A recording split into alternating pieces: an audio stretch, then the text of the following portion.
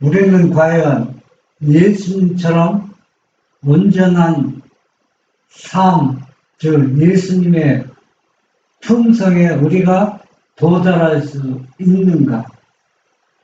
성경과 유엔의 신은 그렇게 할 수 있다고 우리에게 분명히 말해주고 있지만은 오늘날 많은 그리스도인들은 그렇게 살 수 없다고 말하고 있습니다. 우리는 누구의 말을 믿고 따라야 하나? 우리는 분명히 예수님이 제자들에게 들려주신 말씀처럼 오늘날 우리에게 들려준다고 믿고 믿음으로 받아들여서 어떻게 사는 것이 예수님처럼 온전하게 살아갈 수 있는가를 우리가 말씀을 통해서 우리가 이 말씀을 순종하는 마음으로 봐야 되는 것입니다. 마태복음 5장 48절 보면 그러므로 하늘에 계신 너희 아버지의 온전하신 것 같이 너희도 온전하라.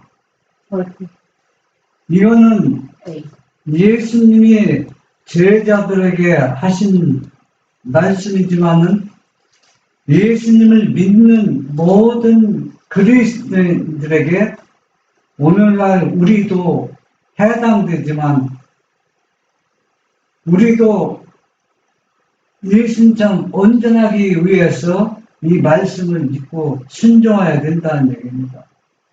시대마다 이 말씀을 순종하고 예수님처럼 온전하게 살아간 그리스도인들이 있다는 얘기입니다.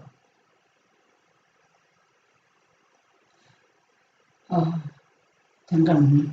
네, 이거 한 가만 해야 돼. 이거.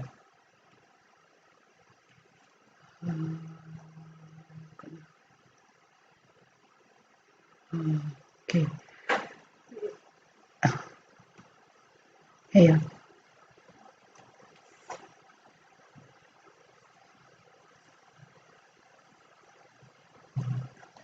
마태복음 5장 13절, 14절 화해주석에 보면 겸손한 사람들은 세상의 소금가 있습니다. 여러분들이 마태복음 5장 쭉 그 주님이 하신 그 말씀 내용을 보면은 온전한 사람이 될 수 있는 여러 가지 그 비유들이 나와 있습니다.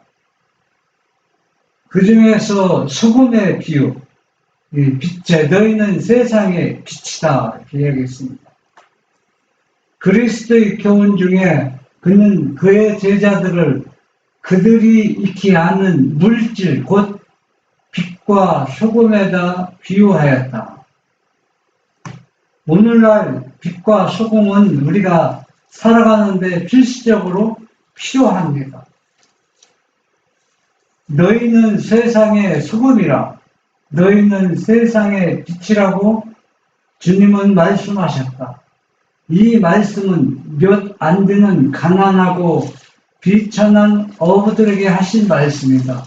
왜 가난하고 비천한 어부들에게 이 말씀을 하셨을까? 지식인들은, 제사장들, 바리새인들, 똑똑하다 하는 그리스도인들은 이 말씀을 믿지 아니했기 때문에 가난하고 비천한 어부들에게 하신 말씀이라는 얘기입니다. 오늘날도 똑같습니다. 제사장들과 서기관들이 청중들 가운데 있었지만 이 사람들은 주께서 말씀하신 사람들이 아니었다. 그들의 모든 학문과 율법의 신비에 대한 그들의 잘못 생각된 교훈, 그리고 하나님을 아노라고 주장하는 그들의 모든 주장에도 불구하고 그들이 하나님을 알지 못하고 있다는 것을 나타내 보여주셨다.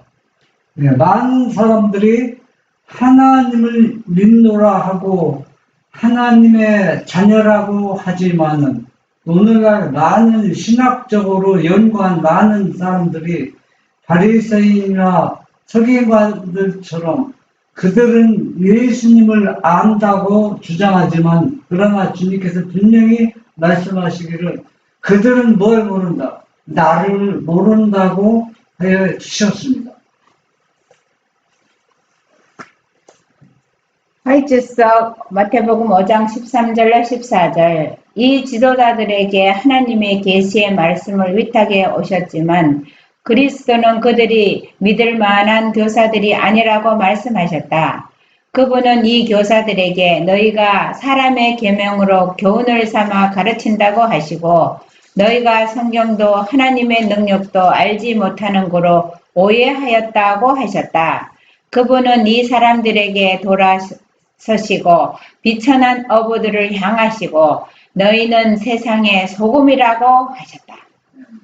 예수님은 왜 이 지도자들에게 이 계시의 말씀을 의탁하였지만 그들이 의탁된 이 진리의 말씀을 그들은 믿지 아니하였고 사람의 교훈과 계명으로 계속 그들을 가르치고 있었기 때문에 예수님은 그들에게 돌아서서 비참한 어부들과 가난한 사람들에게 너희는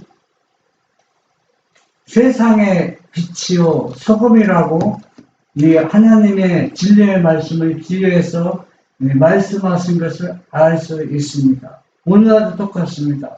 오늘날도 신학적으로 히브리어는 어떻고 뭐 헬라어는 어떻고 사람의 교훈과 계명을 교훈 삼아 가르치기 때문에 오늘날도 바리새인 유대인처럼 실질적인 메시아를 거절하고 있습니다. 그러니까 오늘날도 예수님께서는 가난하고 천한 어부와 같은 사람들을 택하셔서 남은 자로서 이 진리의 말씀을 순종하고 선포하게 하고 있다는 것을 알 수 있습니다. 그래서 오늘날도 유대인 예수님이 인성을 쓰시고 이 땅에 오셨을 때처럼 그 역사가 반복되고 있는데 셋째 천사의 기별에 예치인 사람들은 이 마지막 시대에도 예수님이 제자들처럼 천하고 가난한 어부들에 속하는 그런 사람들이 이 세 천사의 기별을 일칠 것이랍니다. 그들이 왜 빛과 소금이기 때문에 그렇다는 것을 알 수가 있습니다. 이렇겠다. 네, understand? Yes. 스스로 바라는 빛이 아님, 예수를 받아들인 사람들이 비추는 빛은 자기들 스스로 바라는 빛이 아니다. 그 빛은 모두 다 세상의 생명이요 세상의 빛이신 분에게서 온 빛이다. 그분은 이 빛을 일으키시는 분이시다. 그리스도를 섬기는 모든 사람이 그를 섬기는 일을 할 때 사용해야 하는 불까지도 그분께서 붙이신다. 그리스도는 빛과 생명과 거룩함이요 모든 믿는 사람들의 성화이다. 이 시간 제가 하는 얘기를 잘 여러분이 말씀을 통해서 생각해야 됩니다. 그냥 생각하면은 여러분들이 제가 본질을 어떤 본질을 얘기하는지 왜곡할 수 있습니다. 여러분들이 금식하고 기도해서 되는 게 아닙니다. 여러분들 그렇게 생각하면 착각입니다. 왜냐하면은 금식하고 기도하고 말씀을 연구하고 봉사하고 남을 도와주는 얘기는 여러분의 뭐를 내려놓기 위해서 여러분의 의를 내려놓기 위한 하나의 수단입니다. 그게 목적이 내가 성경을 아무리 깊이 연구해도 우리는 그 빛이 그분으로부터 받아야 되는 겁니다. 받기 위한 수단이지 목적이 아니라는 얘기입니다. 그래서 이 빛은 누가 주는 거예요? 우리는 예수님한테 받기 위한 수단입니다. 그렇기 때문에 금식하고 기도하여 우리 자아가지고 세상을 사랑하는 마음이 내 마음속에 몰아내기 위해서 너희는 그렇게 하라는 얘기입니다. 그런데 바리새인처럼 유대인처럼 이것이 자기의 빛으로 그렇게 하면은 자기가 그렇게 할 수 있다고 잘못 예수님 하신 말씀을 오해할 수 있다는 얘기입니다. 여러분들 한번 생각해 보세요. 우리 주위에 40일 동안 금식 기도하는 사람이 얼마나 많이 있습니까? 많이 있습니다. 그런데 이 빛은 내가 금식하고 성경 연구해서 내 마음에서 일어나는 것이 아니라 받기 위해서 그렇게 하는 겁니다. 받아야 되는 겁니다.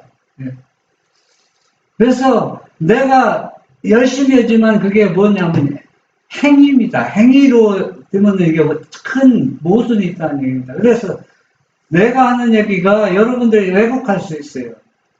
그런데 제가 하는 얘기 본질은 우리가 예수님이 40일 동안 금식한 것은 세상에 대한 모든 문을 닫아버리기 위해서 한 겁니다. 우리도 그거 똑같아요. 왜? 그렇게 하지 않으면 세상에 열리는 문 때문에 집중적으로 그분의 빛을 우리가 능력을 받을 수가 없습니다. 그래서 세상 문을 닫아버리는 수단과 목적이 바로 그거라는 얘기입니다. 예수님처럼 모든 것을 전폐하고 기도에 힘쓰고 아버지 앞에 모든 것을 구하는 것입니다.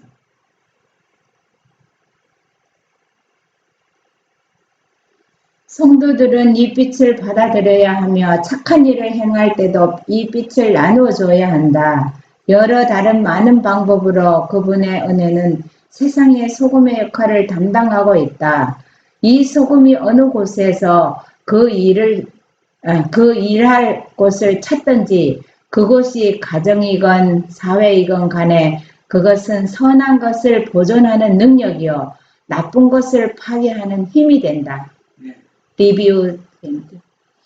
만약에 우리가 전심전력에서 예수님께 받은 뜻과 사랑을 남한테 나눠주면은 자랑할 것이 아무도 없어요. 왜? 누구한테 받은 것이기 때문에. 예수님께 받은 것이기 때문에 예수님께 감사하고 그분한테 영광을 돌릴 수는 없어요. 그 예수님은 하나님 아버지께 영광을 돌리잖아요. 그러니까 예를 들어서 내가 40일 동안 금식하고 말씀을 집중적으로 연구했더니 내가 능력을 받았다. 이건 문제가 심각합니다. 그러면 능력 안 주시지. 능력 안 주려야 사단의 영을 받을 수 있어요. 그게. 그러니까 우리가 성령 하면은 예수님께 나오는 성령이 있고 사단에게 나오는 성령이 있습니다. 우리가 그것을 분명히 구분해야 돼요. 나는 누구로부터 이 빛을 받았는가? 마귀로부터 받고 나눠주는가? 마귀로부터 받고 나눠주는 건 자기 영광을 자기한테 돌려요.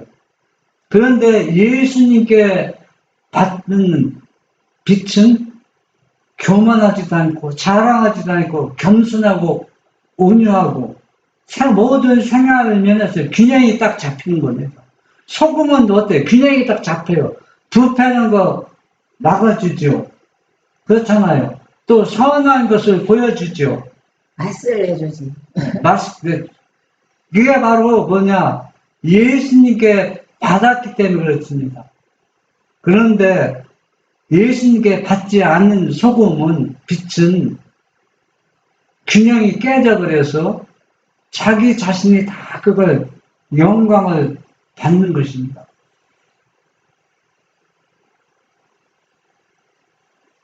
지극히 작은 자.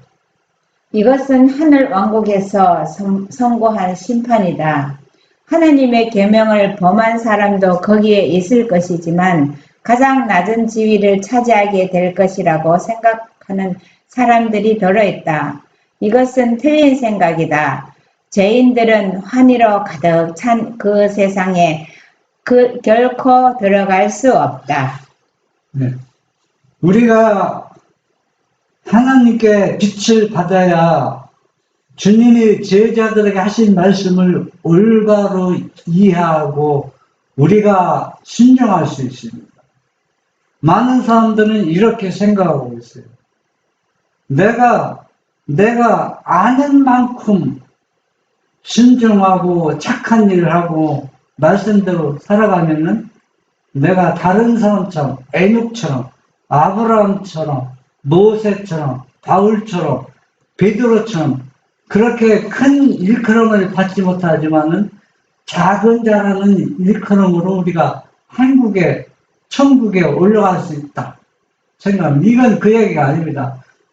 작은 자는 못 간다. 우주민들은 다 그리스도인들을 말씀대로 살지 않는 사람은 작은 자랍니다. 이 작은 자라는 얘기는 진짜 그리스도인이 아니라는 얘기가 아니고 오디에 붙고 구원을 받지 못한다는 것을 얘기하는 겁니다. 그 말이.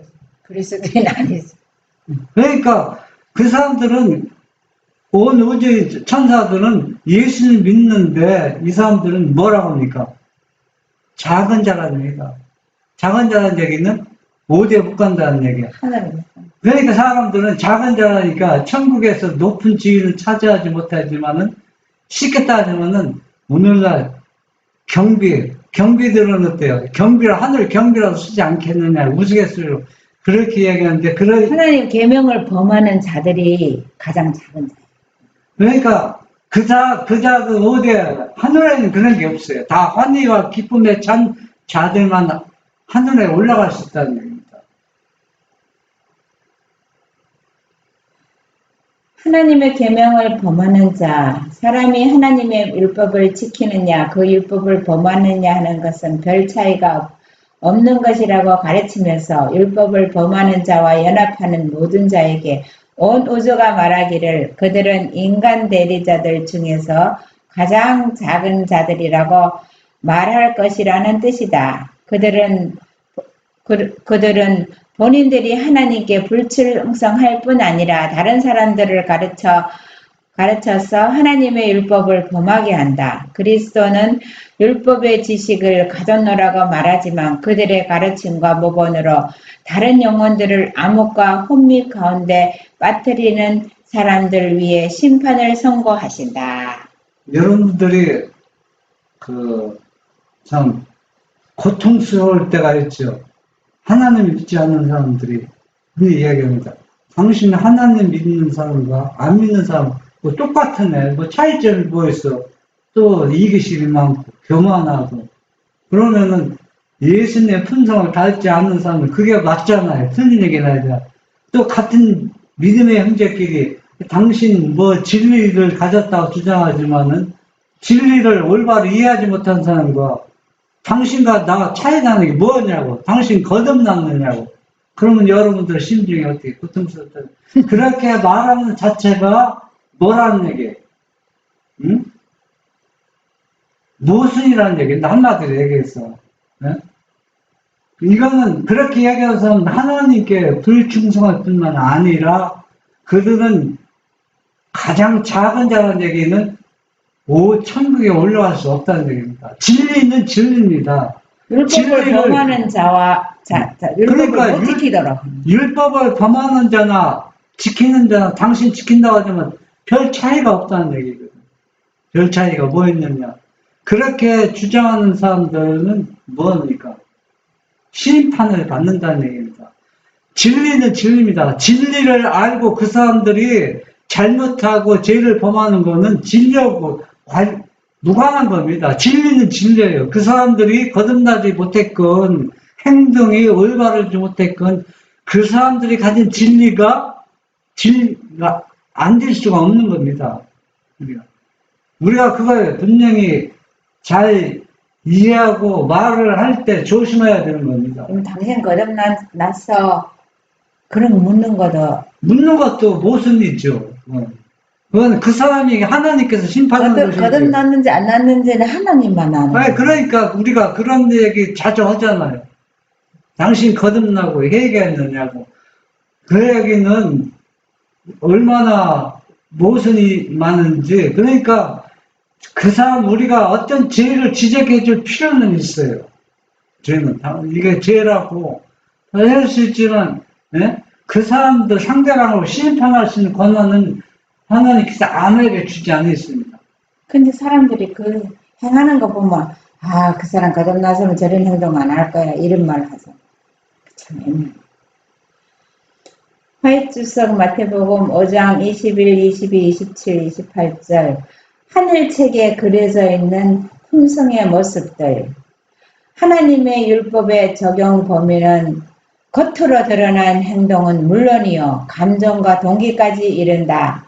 그것은 어둠 속에 숨겨진 것들을 위에도 빛을 비추기 때문에 마음에 숨겨진 비밀을 드러낸다. 하나님은 모든 생각과 목적과 계획과 동기를 아신다. 하늘의 책에는 기회가 주어졌더라면 범했을 죄들도 적혀 있다.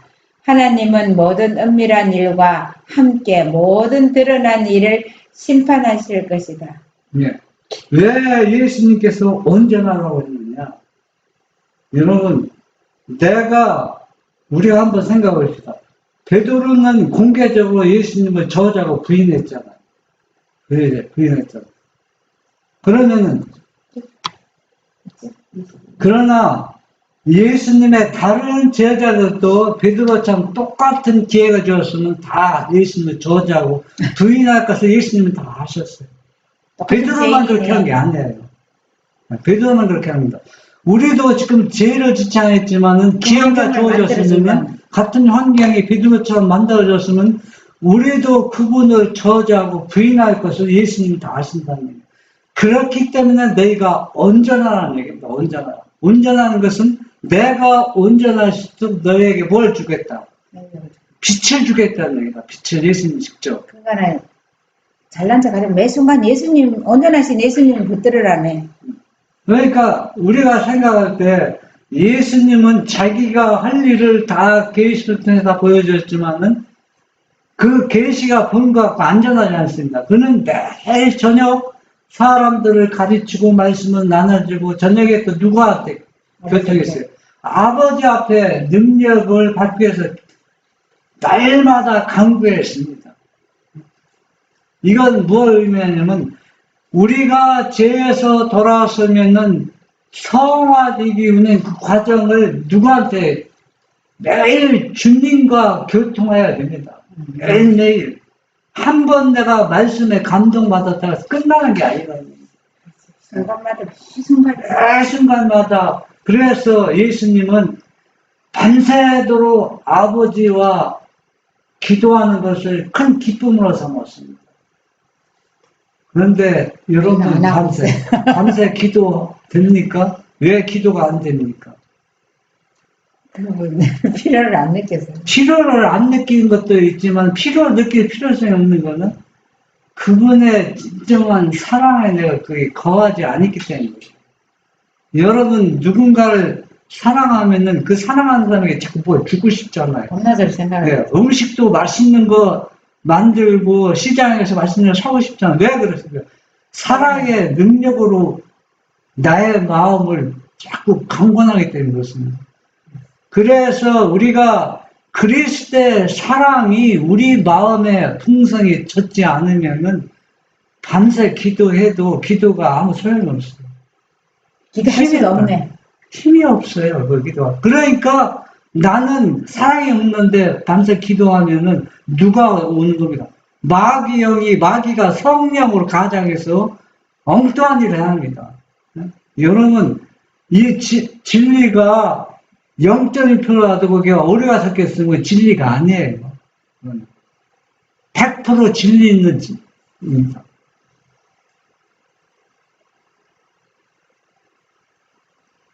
그분은 율법을 가지고 모든 사람의 품성을 측정해 보고 계신다.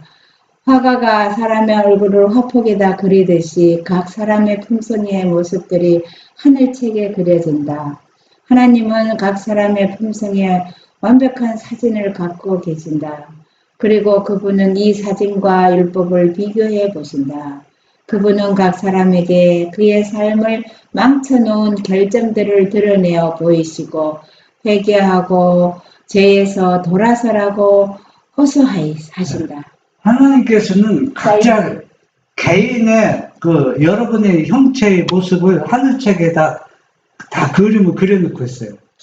그려놓고 있고 거기에다 무엇과 비교하는 겁니까?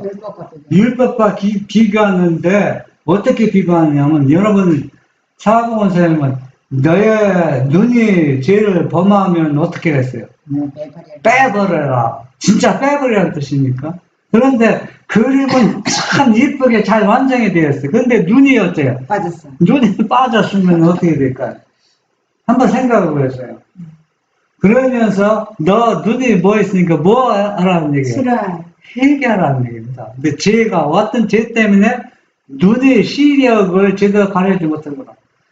네 오른손이 범죄하면은 잘라버리라는 얘기는 내가 여러분 한번 생각해서 내일 죄를 지으면 그 손은 잘려진 손이네. 내일 남의 것을 내가 어떤 집 가정에 애가 소년이 있었는데 얘는 아버지가 부자요. 집에 살림이 낙낙하고 굶주리니까 배불리 먹는데 항상 마트에 가서 물건 하나 훔쳐가 가거든요.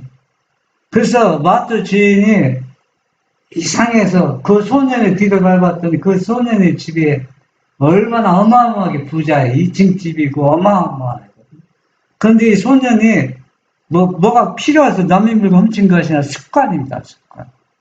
그런데 이 소년이 이 도둑질을 하지 않기 위해서는 뭐가 필요합니까?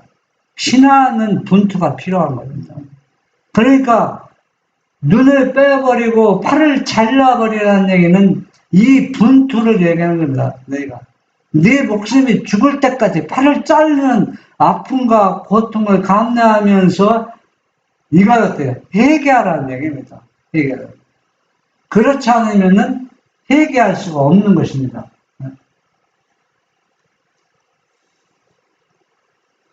품성 건설의 완성. 주님은 그의 구속받은 가족들에게 완전을 요구하신다. 그는 품성 건설의 완성을 요구하신다. 아버지 된 자들과 어머니들은 자녀들이 하나님과 협력하도록 그들을 훈련시키는 최선의 방법을 이해할 필요가 있다.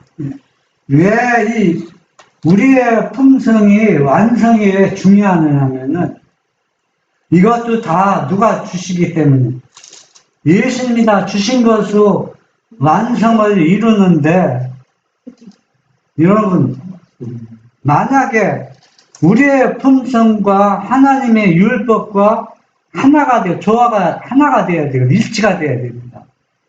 그런데 우리의 품성의 어떤 흠이나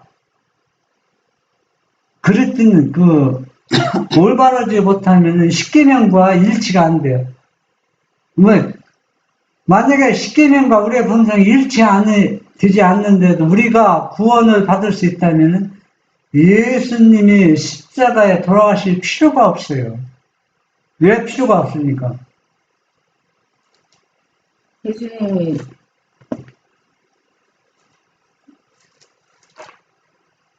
예수님이 십자가는 죄를 지는 십자가인데. 이 십계명은 이 하나님의 율법은 하나님의 품성의 사본이기 때문에 절대적으로 아버지의 성품은 어떻습니까? 완전하신 분입니다. 십계명이 완전한 것, 그게 십계명이 완전한 겁니다.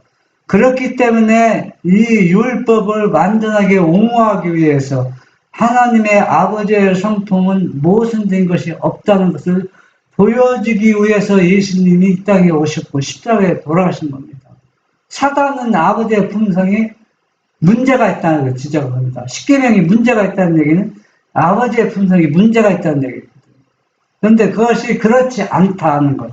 사단이 거짓말하고 있다는 것을 예수님 친히 와서 보여주셨습니다. 그래서 우리의 품성이 온전히 닮아갈 수 없이 구원을 받을 수 있다면은 아버지의 품성을 조금 손질해서 우리를 다 구원시킬 수 있어요. 그렇게 하지 못하기 때문에 예수님이 이 땅에 오셔서 십자가의 제물로 드릴 수밖에 없다는 얘기다. 그렇기 때문에 본성을 버리고 예수님의 본성을 받으라. 그러니까 내가 온전한 것처럼 너희도 온전한 얘기입니다. 그런데 사람들은 착각하고 있어요. 이 온전한 것은 예수님이 주신 것을 가지고 온전하게 이루는 것이지 내가 노력해서 내가 아무리 여러분 자선사업 다 하고, 뭐, 40일씩 여러 번 매 금식 기도하고, 성경 말씀을 아무리 연구해도 온전히 들 수 없습니다. 그런 것들은 하나의 수단이지 목적이 아니에요. 믿음도, 예수님 품성을 본성을 받아야지. 그러니까 그런 것들은 다 수단이라는 얘기다. 목적은 하나님이 다 주시는 거예요. 다. 모든 것은 다. 남자들과 여자들 그리고 청년들과 소녀들은 그들이 가정생활에서 나타내 보이는 그대로 하늘 저울에 나타난다. 가정에서 그리스도인이 되면 어느 곳에서나 그리스도인이다. 가정생활에서 실천하는 신앙은 헤아릴 수 없는 감화를 끼친다. 가정에서 진정한 그리스도인은 어디 가도 진정한 그리스도인입니다.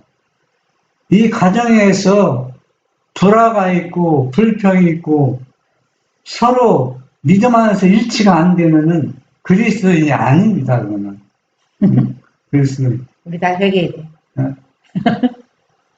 그러니까 남자들, 여자들, 자녀들, 소녀들 모두가 다 가정에서 어떻게 해야 된다 이게. 그리스도인이 진정한 되라. 그리스도인이 실천하는 그리스도인이 돼야 된다는 얘기예요.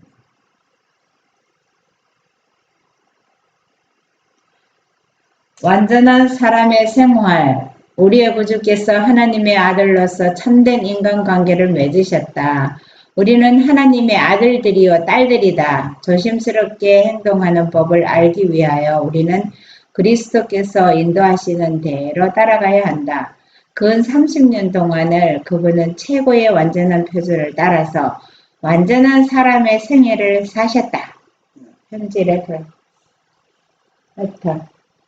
이 30년이 왜 30년이라고 했을까요? 인성을 쓰고 근 30년이니까는 그 예수님이 33년 반인데 여러분, 참 BC하고 이거하고 차이 났어요. 물론 여러 가지 이유 있지만은 유대인들이 성소에서 봉사하신 나이가 30세.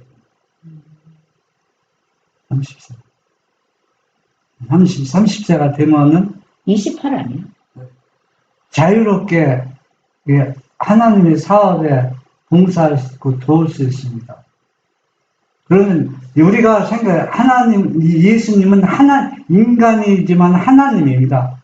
이 하나님이 30년 동안 인간과 똑같은 방법으로 똑같이 인간이 생활했다는 것은 엄청난 것을 투자한 겁니다.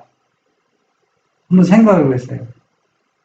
이게 짧은 시간이라 볼 수 없어요. 그러니까는 사람이 완전한 사람이 되는데 다 자라났다. 네, 완전하게 도달하시는 게 한 30년 동안 보여줍니다. 예수님이 모형이고 모범입니다. 어떻게 인간으로서 살아가는 모습을 보여준 겁니다. 아기로부터 어린 유아기로부터 영아시대부터 유아기 소년으로서 청년 장년으로서 어떻게 하나님께 경배하고 봉사하고 하나님 일을 할 수 있는 것을 실물로 예수님이 보여줬습니다. 여러분 한 생각해 보세요. 여러분이 그냥 자원봉사에 가서 몇 시간 하루 돕잖아요. 돕는데 한 30년 동안 도우라면 쉬워요, 어렵습니까? 예수님 동안 30년 동안 도왔어요? 30년 동안 도운 거 아니잖아. 여러분 착각하지 마세요. 가정생활하면서 예수님은 때때로 어때요? 일을 하셨어요. 다른 사람 병자를 치료하시고 뭐 3년 반 동안 일한 게 아니에요. 들러 나가면은 예수님이 찬미 소리 듣고 아픈 사람이 다 나았다 그랬어요.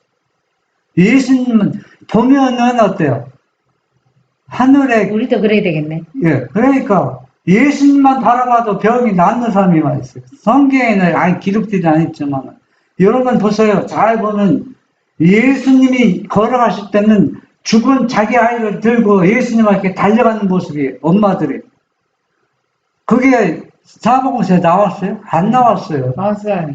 아니 그게 막 죽은 아이들을 안고 뭐 예수님 찾아가는 다음에 죽은 사람 사는 건 나오지만 한번 생각해 보세요. 그 당시 얼마나 질병이 많았어요. 죽은 사람 병 때문에 죽은 사람이 얼마나 많았습니다. 가장 영적으로 암흑 시대에 예수님 인생을 오셨으니까 그 당시처럼 질병도 많고 병으로 죽은 사람도 엄청나게 많다는 얘기입니다. 그러니까 예수님은 30년 동안 어떻게 살아가야 할 모습을, 어떻게 완전에 이르는 모습을 자기가 인간으로서 우리에게 보여주셨다는 얘기입니다. 그래서 우리가 그러니까 죄를 안 지면 사람은 다 이걸 할 수 있고 죄 네. 안 지면 병도 없겠지만 그러니까 사람으로 살았다는 완전한 사람. 예수님의 인성을 우리가 깊이 연구하고 살펴보면 그게 하늘을 가는 황금골이라는 역할을 한다는 것입니다. 그래서 예수님의 왜 인성이 중요한가, 왜 인성을 쓰셨는가, 또 어떻게 사셨는가. 예수님이 30년 동안 그렇게 우리와 똑같이 살았다는, 우리가 당하는 고통이나 불만이나 시험은 불평할 수가 없다는 얘기. 어떻게 불평이 나옵니까? 하나님도 어떻게 수십 년 동안 그렇게 살았다는 얘기입니다. 여러분, 우리는 텔레비에 안 봐서 모르겠지만 옛날에 지나가다가 텔레비에 보면 모내기 때 대통령이 어느 집에 가서 모내기 심는 광경 나오잖아요. 그것도 뭐 1시간 심어줍니까? 그러면서 뉴스에 나오잖아요. 대통령이 어디에 가서 모내기를 했다. 또 콤바인을 수확하는 걸 보여줬다. 그 짧은 시간하고도 대대 그 보도가 나오는데, 하나님은 30년 동안 인간이 되셔서 어떻게 살아가는 모습을 보여주셨다는 얘기입니다. 이것은 엄청난 대사건입니다. 우주인들은 이걸 경이한 눈으로 이것을 바라보았다는 얘기입니다. 그런데 놀라운 것은 그렇게 살아가셨는데도 예수님을 진정으로 믿는 사람들은 많았다, 적었다. 아주 적었다는 얘기입니다. 이 역사는 계속 반복되고 있습니다. 지금도 많은 사람이 진리를 믿고 예수님을 따르는 것이 아니라 극소수의 사람들이 예수님이 제자들에게 가르치는 그 진리를 믿고 순종하고 따르는 사람들이 오늘날도 극소수에 불과하다는 얘기입니다. 스레 소망 뒤에 쓰레만도로도 그리스도인 품성의 이상은 그리스도와 같이 되는 것이다. 인자께서 당신의 생애에서 완전하셨던 것처럼 그리스도를 따르는 자들도 그들의 생애에서 완전하여야 한다. 예수께서 범사의 형제들과 같이 되셨다. 예수께서는 우리와 같은 육신이 되셨다. 그는 시장하시고 목마르시고 피곤하셨다. 그는 음식을 잡수심으로 생명을 유지하셨고 수면을 취하심으로 원기를 회복하셨다. 예수는 인간의 운명에 동참하셨지만 그럼에도 불구하고 그는 흠없는 하나님의 아들이었다. 예수는 육신이 되신 하나님이셨다. 예수의 품성은 우리의 것이 될 수 있다. 이 품성을 다 가져와서 내 것이 되는 겁니다. 내 것이 이 품성. 내가 뭐 만드는 게 아닙니다. 그래서 이 품성을 우리에게 주기 위해서 예수님은 그렇게 수십 년을 인간이 되셔서 우리와 똑같은 모습입니다. 그래서 형제라고 했습니다. 다를 게 없어요. 우리가 피곤하면 그분도 피곤하고, 우리가 시험 받으면 우리보다 더 큰 독특한 시험을 받고, 우리가 받는 조롱보다 더 큰 조롱과 멸시를 받았습니다. 그러나 그분이 바로 누구냐? 육신이 되신 하나님이셨다. 그래서 예수의 품성은 나의 것이 아닙니다. 나의 것은 그 품성은 내가 고스란히 다 가져오는 겁니다. 가져오는데 이 가져온다고 해서 여러분 우리가 착각하는 게 있어요. 뭘 착각하느냐면 그냥 갖다 고스란히 주는 게 아니라 이 품성을 가져와서 그 품성을 형성되는 과정을 거치는 것이 바로 시험당하고 조롱받고 그런 겁니다. 그 과정입니다. 그런데 우리는 우리 시야를 놓치지 않으면 우리는 예수님이 40일 동안 금식하실 때 자기가 봉사하는 사업을 다 보았잖아요.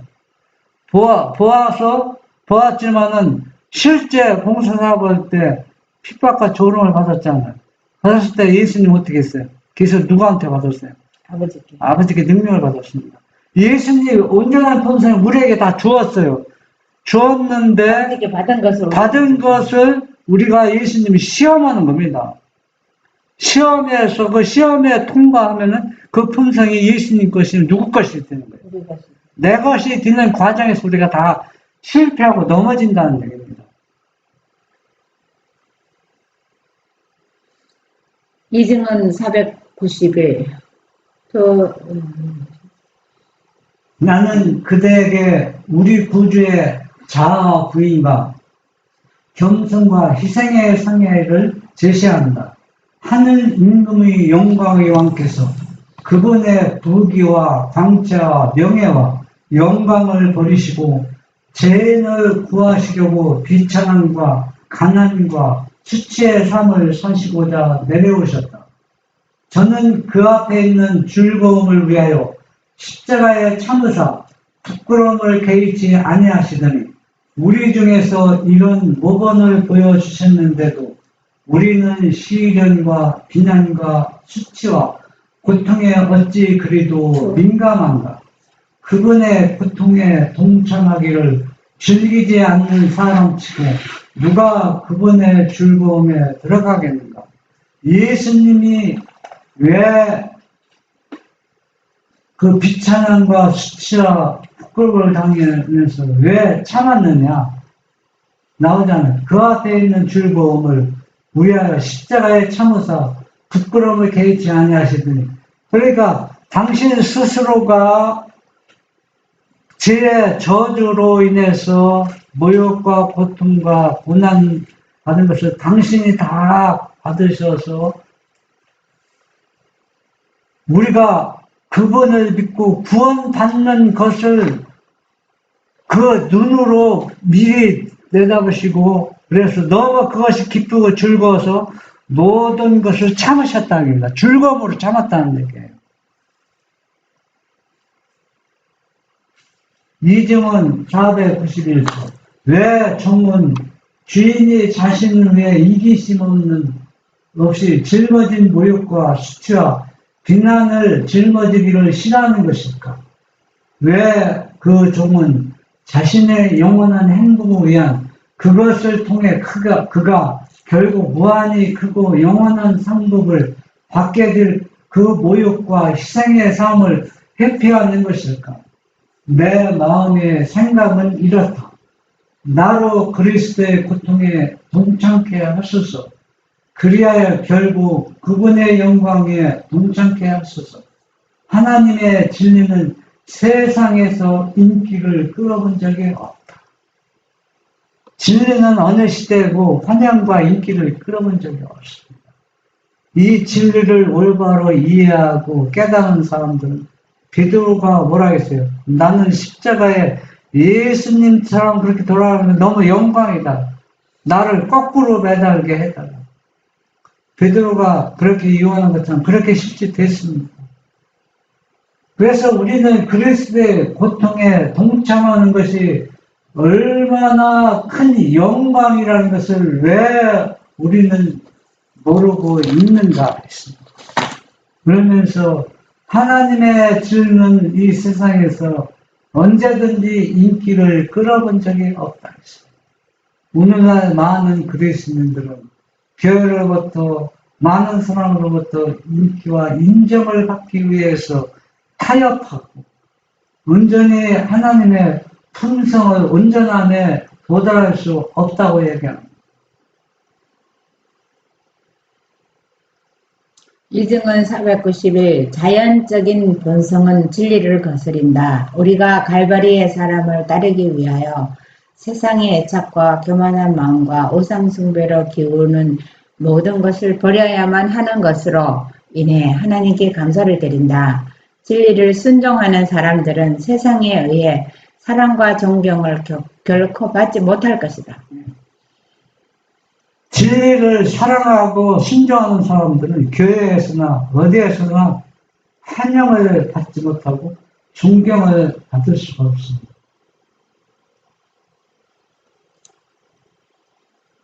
진리를 우상에 기울어지는 것을 이설과 오류는 다 우상입니다. 현대판 우상입니다. 실제 옛날 고대 이스라엘에서처럼 어떤 목상을 만드는 우상을 섬기는 것이나 현대판 우상은 교리입니다. 교리가 진리와 맞지 않는 것은 다 우상입니다. 이런 우상들을 다 버려야 진리를 온전히 순종하는 겁니다. 이렇게 되면은 여러분 교회에서 환영을 받을 수 있어요? 절대로 환영 못 받습니다. 응? 오늘날 우리 가정이나 교회는 진리를 거슬리는 오류가 이 우상이 얼마나 많이 있습니까? 이것을 우상이라고 얘기해 보세요. 누가 좋아하고 환영하겠습니까? 그냥 적당하게 타협하는 것입니다. 그렇게 하면은 아무 핍박과 어려움이 많이 절감되겠죠. 그것은 타협하는 겁니다. 이증은 650.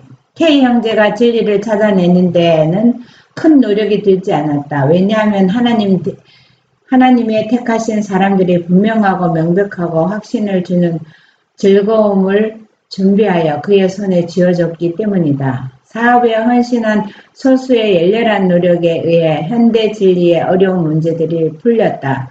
금식과 하나님께 대한 열렬한 기도가 주님께 감동되어 그분의 진리의 창고에 문이 열려 그들이 이해할 수 있게 되었다. 이승은. 오늘날은 진리가 완전히 선포되어서 우리 믿음의 선배들이 진짜 금식하고 기도하고 열렬히 주님을 사랑하는 마음으로 그분의 능력을 통해서 온전한 진리가 다 드러났습니다. 그래서 이 진리를 순종하는 데는, 이 찾는 데는 어려운 문제가 없습니다. 변명할 여지가 없어요. 그런데 여기 K의 형제라는 것은 문장 앞뒤를 보면 계속 변명하고 있습니다. 그러나 하나님께서는 통하지 않는다는 얘기입니다. 왜? 어떤 사람들이 열렬한 주님의 제자를 통해 이 진리가 누구라도 다 이해하고 깨달을 수 있도록 다 밝혀 놓았기 때문에 변명할 수가 없습니다.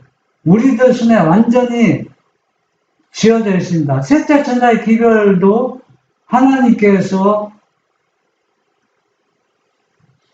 우리에게 주어졌는데 셋째 천사의 기별이 뭐냐면은 예수님이 제자들에게 가르쳐준 그 말씀이 셋째 천사의 기별입니다. 다른 게 아니에요. 그러면 왜 마지막 시대에 셋째 천사의 기별이라고 못 박았느냐? 원칙이 깨어졌기 때문에 새로운 기별을 주어진 것처럼 지금 얘기하고 있습니다. 다른 기별이 아니에요. 옛날에 원칙들이 다 깨졌잖아요. 이스라엘 백성들이 애굽에서 종으로 살기 전 그들은 다 안식일 준수와 하나님의 말씀에 그들의 가슴판에 새겨졌지만 그 애굽에서 몇백 년 동안 사는 동안에 이 진리가 다 소멸되었습니다. 소멸되어서 그들에게 다시 이 진리를 지시한 것처럼 오늘날도 온전한 진리가 거의 소멸되었기 때문에 셋째 천사의 기별을 줘서 다시 일으키는 겁니다. 네, 새로운 기별이 하나도 없어요. 그래서 이 기별은 다 누구나 다 어떻게 할 수 있다. 다 하늘 창고문이 열려 있어서 누구라도 다 이해할 수 있다. 누구한테 주님의 은혜로 감동을 받은 사람들입니다. 이증은 650. 간악한 원수들과 뽐내는 골리앗들을 맞아 싸워야 했으며 때로는 정면으로 그러나 흔히는 필봉으로 맞아 싸웠다. 사단은 사람들을 선동하여 악착 같은 반대를 하게 하였으며 사람들의 눈을 멀게 하고 이해력을 둔하게 하였다. 하나님의 사업과 진리에 관심을 가진 소수의 사람들이 방비를 위해서 봉기하였다. 그들은 안락함을 구하지 않았다. 그들은 진리를 위하여 그들의 생명조차도 내어놓았다. 이 열성적인 진리의 탐구자들은 그들의 정력과 모든 것을 내놓고 진리를 옹호하는 일과 빛을 전파하는 일을 하였다. 예. 여러분들 골리앗 하면 다 알잖아요. 이 골리앗과 다윗이 싸웠을 때 누가 다윗이 이기리라고 생각하는 사람 누가 있어요? 게임도 안 되고 비교도 안 되는 겁니다. 오류와 진리와 똑같은 겁니다. 인간적 안목을 볼 때는 이 오류들이 원수들이 주장하는 그 이야기들이 오류들이 골리앗처럼 그렇게 보이지만은 그러나 이 화이트 선지자는 수십 년 동안 이 골리앗 같은 사람들과 맞서 싸웠습니다. 정면으로 또는 필본으로 글로 맞아 싸웠다 했습니다. 악착같이 반대를 당하면서도 그런데 이 사람들이 이해하지 못하는 것은 뭐하기 때문에 그들의 영적 눈이 멀고 이해력을 둔하게 했다는 얘기는 그들이 하나님의 영을 받은 것이나 사단의 영을 받아서 그들이 눈이 감기고 이해력이 둔해져서 이해를 할 수 없기 때문에 계속 이 선지자에게 핍박한 것입니다. 그래서 이 선지자와 이 소수의 사람들은 이 진리를 옹호하기 위해서 자기의 정력과 이 진리를 옹호하는데 모든 것을 다 자기 목숨을 내놓고 바쳤다, 싸웠다 하겠습니다. 읽어요. 귀한 진리의 사슬의 고리 하나하나가 발견되어 완전한 사슬로 연결되어 아름다운 조화를 이루게 되었다.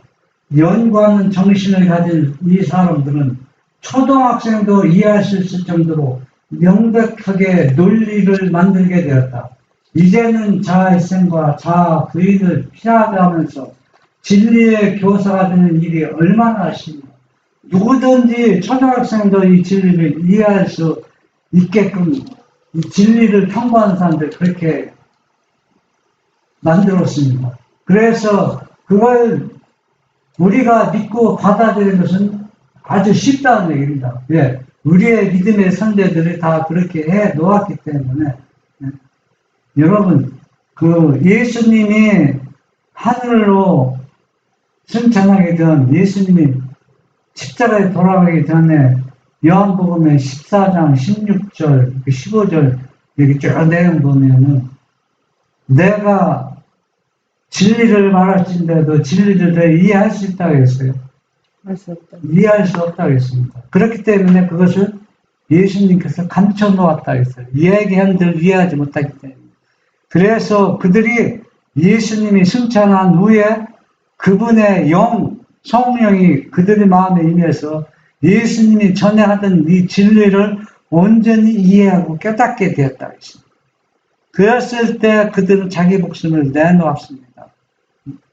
우리도 이 진리, 성경 말씀을 이해하게 되려면은 부활하신 예수님의 영이 이 보혜사가 제자들 마음에 온 것처럼 우리들 마음에 이 보혜사가 와야 되는 겁니다. 이 보혜사는 누구냐? 부활하신 예수님 자신이 보혜사라고 분명히 이야기했습니다.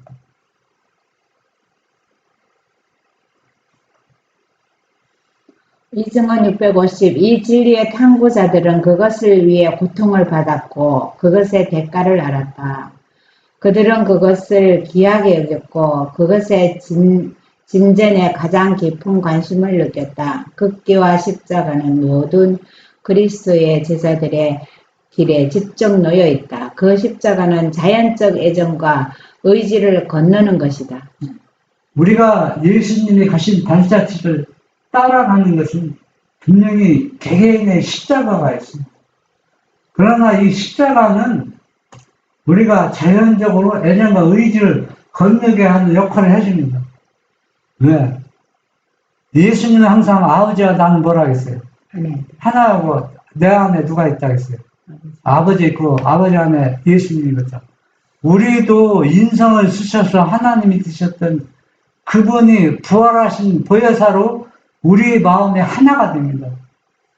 하나가 되기 때문에 자연적으로 우리가 예수님을 가신 길을 따라가고 예수님의 품성을 온전한 것을 우리가 예수님 말씀처럼 우리가 온전한 품성을 예수님과 똑같이 닮아갈 수 있다는 것을 우리가 말해주고 있습니다.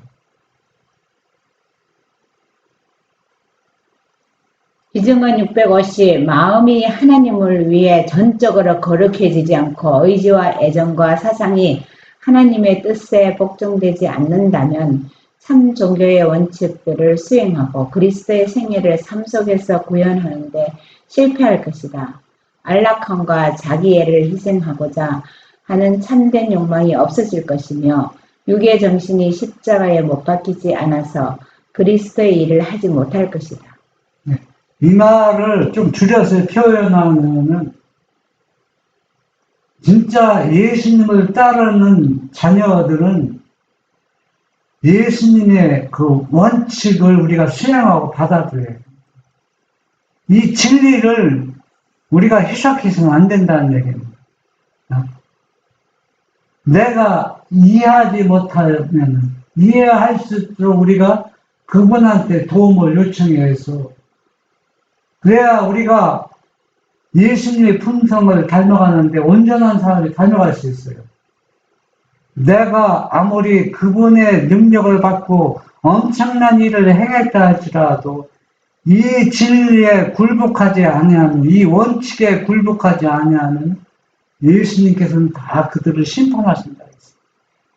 이 성화의 과정은 진리를 그대로 우리 자신을 굴복하고 믿고 순종하는 것입니다. 그래 성화의 과정을 거쳐서 예수님을 닮아가는 것이지 어떤 진리가 이거는 나하고 안 맞다, 이거 중요하지 않다 그렇게 생각하는 사람들은 예수님을 온전히 닮아갈 수 없다는 얘기입니다. 그래서 우리는 우리의 참된 욕망을 다 버리고 육의 정신이 십자가에 못 박히지 않는 사람들은 그리스도 일을 할 수가 없다는 얘기입니다. 예수님이 십자가에 못 박은 것처럼 우리 자신의 세상적인 욕망 모든 것을 다 예수님처럼 십자가에 못 박고 예수님이 부활하신 그 보혜사가 우리 마음에 와서 예수님을 온전히 닮아갈 수 있도록 해준다는 얘기입니다. 이것을 믿음으로 받아들이는 모든 그리스도인들은 예수님처럼 온전한 품성을 형성할 수 있다는 말씀을 우리가 성경이나 예수님을 통해서 우리에게 주셨습니다. 우리는 믿음으로 받아들이는 우리 모두가 되기를 바랍니다. 아멘.